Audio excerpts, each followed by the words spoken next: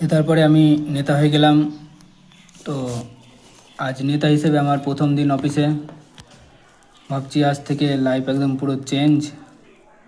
অফিসে ঢুকে স্টাইল মেরে হাঁটছি, মনে হচ্ছে আজ সবাই রেসপেক্ট দিবে।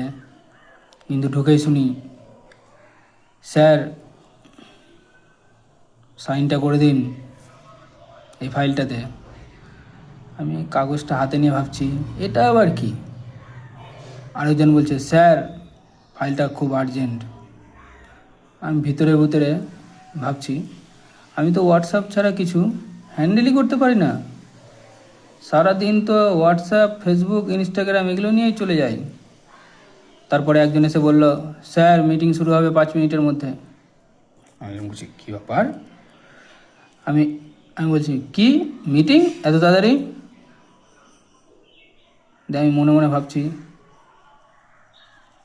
আমি তো আজকে সকালবেলায় ঘুম থেকে উঠে চলে এসেছি, আমি তো এখনও চাই খাইনি।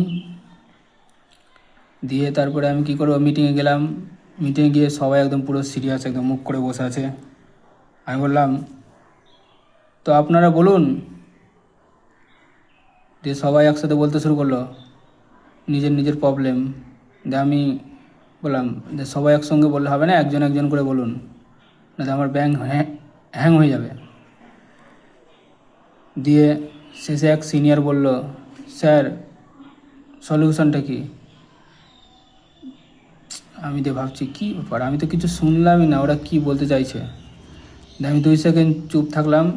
তারপরে আমি বললাম, আগে একটা চা নিয়ে আসুন তো, তারপর ভাবছি।